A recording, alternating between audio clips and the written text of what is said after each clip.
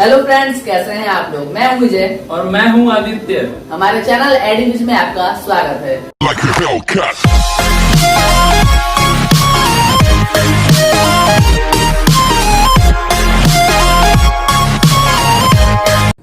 दोस्तों, पिछले वीडियो में हमने देखा था कि कैसे गांधी जी के नमक सत्याग्रह करने के बाद पूरे देश में नमक कानून तोड़ने का सिलसिला शुरू हो गया।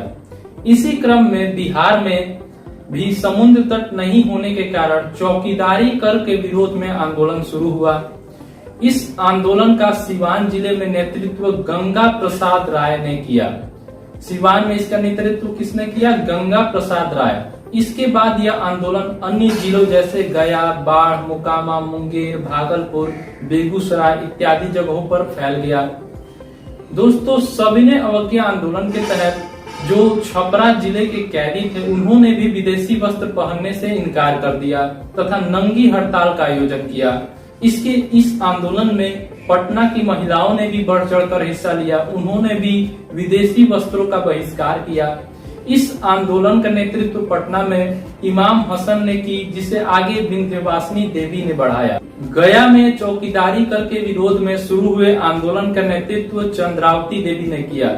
दोस्तों, इस प्रकार इन जन आंदोलनों में महिलाओं की भागीदारी भी बढ़ती जा रही थी और हम ये भी कह सकते हैं कि अंग्रेजों का बिहारियों से पंगा पड़ गया उनके लिए महंगा है। दोस्तों, आइए अब हम गांधी इरविन पैक्ट के बारे में पढ़ते हैं।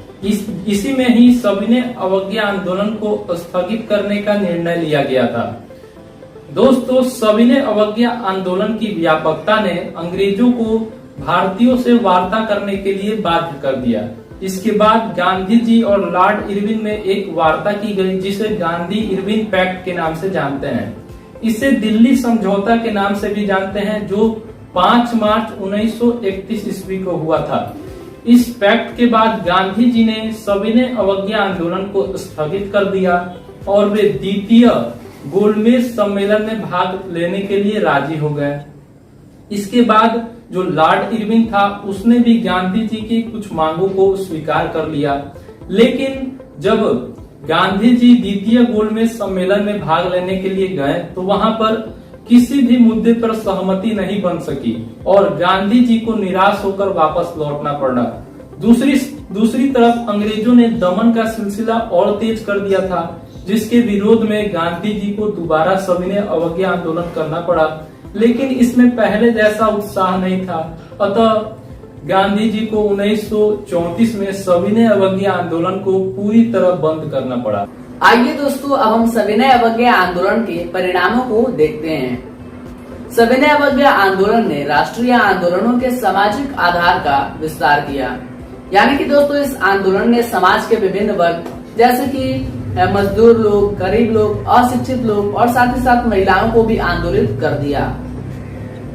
इस आंदोलन ने समाज के विभिन्न वर्गों का राजनीतिकरण किया तथा जो नए वर्ग थे, उनमें अंग्रेज विरोधी भावनाएं व्यापक रूप से फैली। दोस्तों, इस आंदोलन के दौरान जो आर्थिक बहिष्कार किए जा रहे थे, उनके कारण ब्रिटिश वस्त्र जो थे और साथ ही साथ ब्रिटिश वस्तुओं का आयात में गिरावट हो गया, जिससे कि ब्रिटिश सरकार प्रत्यक्ष रूप से प्रभावित हुई। दोस्तों, इसी आंदोलन के कारण महिलाओं का सार्वजनिक जीवन में प्रवेश हुआ। और दोस्तों, सविनय अवज्ञा आंदोलन में संगठन के नए नए तरीके अपनाए गए। इसी दौरान वानर सेना एवं मंजरी सेना को नया रूप प्रदान किया गया।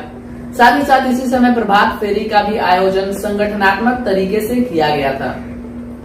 और दोस्तों, इसी समय पत्र पत्रिकाओं का भी प्रयोग किया जाने लगा था लोगों को आंदोलित करने के लिए। दोस्तों, इस आंदोलन के कारण ही ब्रिटिश सरकार ने पहली बार कांग्रेस से समानता के आधार पर बातचीत की। साथ ही साथ इस आंदोलन के परिणाम स्वरूप 1935 ईस्वी में भारत शासन अधिनियम पारित किया गया। तो दोस्तों, इस तरह से प्रथम विश्व युद्ध के बाद, फर्स्ट वर्ल्ड वॉर के बाद जो राष्ट्रीय आंदोलन थे, उनकी गति तेज हो गई। इसी समय असहयोग आंदोलन और सविनय अवज्ञा आंदोलन हुए।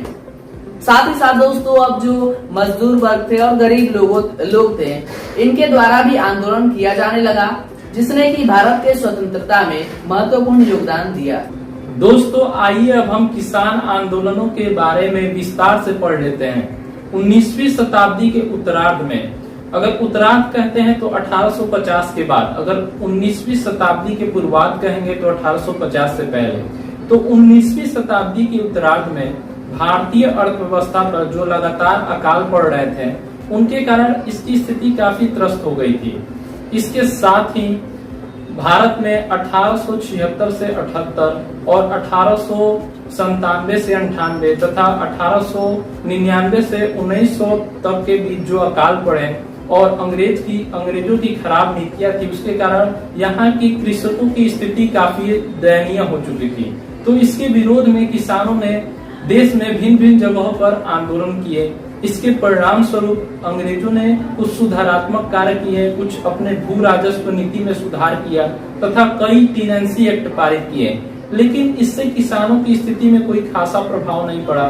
अब आगे देखते हैं कि कांग्रेस की स्थापना के बाद इसमें क्या क्या हुआ, किसानों के लिए क्या क्या किया गया। तो 1885 में कांग्रेस की स्थापना हुई, लेकिन प्रारंभिक 20 वर्षों तक कांग्रेस किसानों के लिए कोई खास कार्य नहीं कर पाई।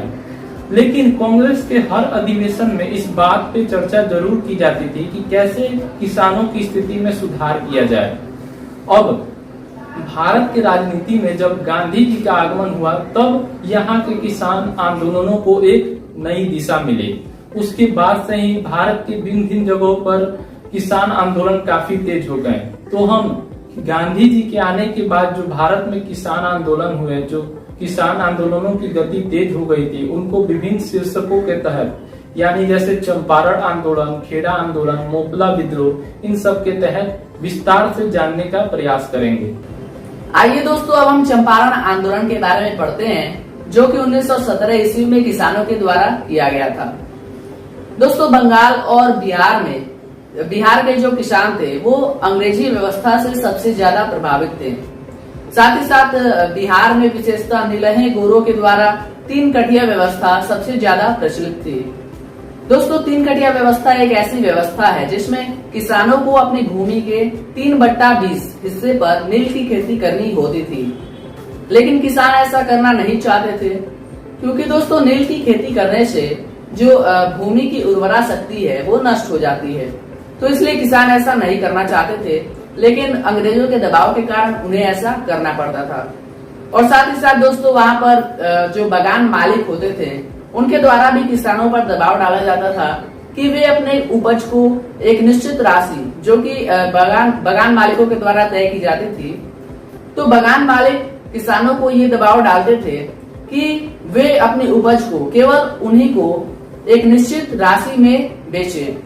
तो इस तरह से किसान जो थे और ज्यादा प्रभावित थे नीलहे गोरों द्वारा और साथ ही साथ बागान मालिकों के द्वारा।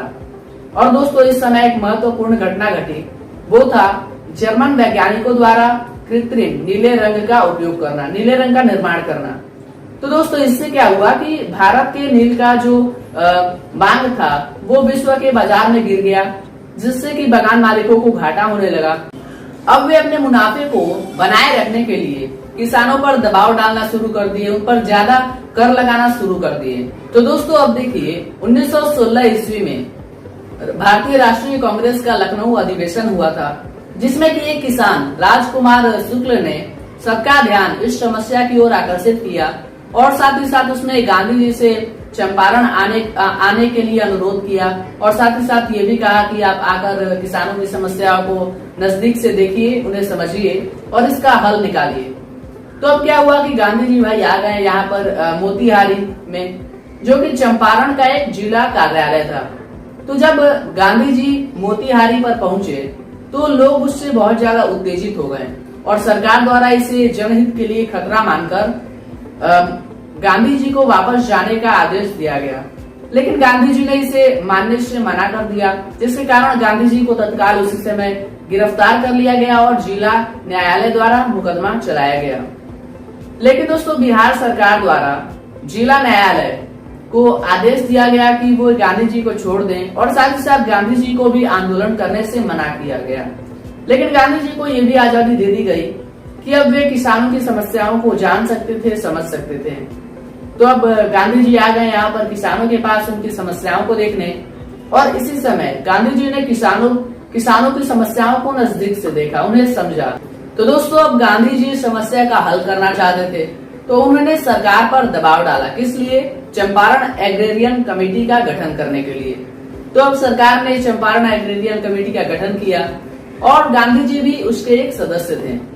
और ये जो कमेटी थी, चंपारण एग्रेरियन कमेटी, उसने ये सिफारिश दिया कि 3 कटिया व्यवस्था को समाप्त कर दिया जाए, जो किसानों से कर दिया जाता था उसे कम कर दिया जाए, और साथ ही साथ किसानों से जो अवैध रूप से जो अत्यधिक कर ले लिया गया है उसका 25% हिस्सा फिर से किसानों को वापस लौटाया जाए। तो इस तरह से 1919 ईस्वी में चंपारण एग्रेरियन एक्ट पारित हुआ, जिससे किसानों को कुछ राहत मिला। और साथ ही साथ दोस्तों, ये जो चंपारण आंदोलन था, इसमें हालांकि ये किसान वर्ग का एक आंदोलन था, लेकिन इसमें कई शिक्षित लोगों जैसे कि राजेंद्र प्रसाद, आचार्य कृपलानी आदि लोगों ने भी गांधी जी का साथ दिया, और साथ ही साथ वहाँ के स्थानीय महाजन, पंचायत आदि ने भी गांधी जी का साथ दिया। और चूंकि गांधी जी ने इसे सत्य और अहिंसा की नीति का पालन करते हुए ये जो आंदोलन था इसे किया था, इसलिए इसे चंपारण सत्याग्रह के नाम से भी जानते हैं। आइए दोस्तों, अब हम खेड़ा आंदोलन के बारे में पढ़ते हैं। खेड़ा आंदोलन गुजरात राज्य में हुआ था। गुजरात राज्य के खेड़ा में जो भी किसान थे, उनकी मांगों का समर्थन गांधी जी ने भी किया, क्योंकि 1917 में भारी बारिश के कारण यहाँ पे खरीफ की फसल को काफी नुकसान हो गया था। एक खरीफ की फसल होती है और दूसरी रबी की। खरीफ की फसल की बुआई की जाती है जून जुलाई में और इसे काटा जाता है अक्टूबर नवंबर में, जैसे इसमें आ जाते हैं चावल। और रबी में होता है, उसकी बुआई की जाती है अक्टूबर नवंबर में और मार्च अप्रैल में काटा जाता है, इसमें गेहूं आ जाता है। तो खरीफ फसल के बर्बादी के कारण किसानों की मांगों के लिए गांधी जी ने भी उनका समर्थन किया, लेकिन लगान माफी के लिए ऐसा कोई कानून नहीं था जिसके तहत किसानों की मांगों को स्वीकारा जाए।